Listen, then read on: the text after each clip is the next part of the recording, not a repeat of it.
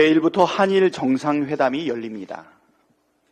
일본 언론에 따르면 한일 정상회담 만찬 장소로 거론되는 음식점 중 한 곳이 1895년 창업한 노포라고 합니다.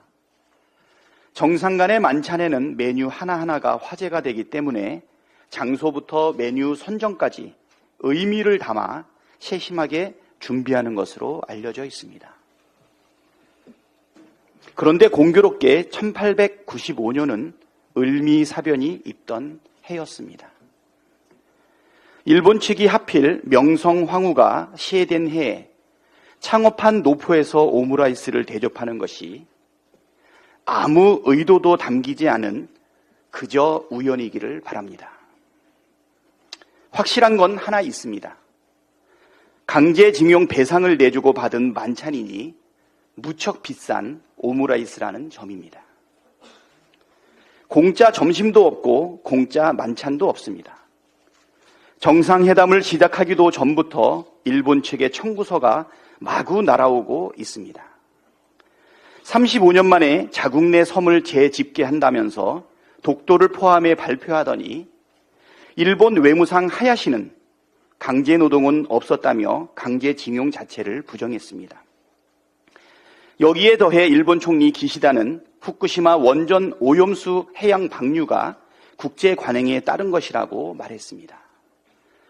기가 막히고 코가 막힐 일입니다.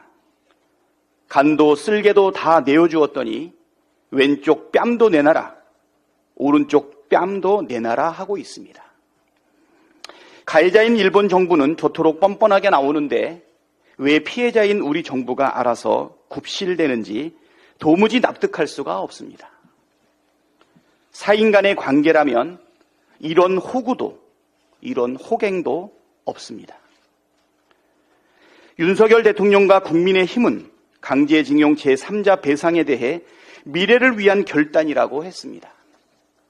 도대체 누구를 위한 어떤 미래를 말하는 것입니까? 아무리 생각해도 우리 국민과 우리 나라를 위한 미래는 아닌 것이 확실합니다. 우리가 얻을 국익이 단 하나도 보이지 않기 때문입니다.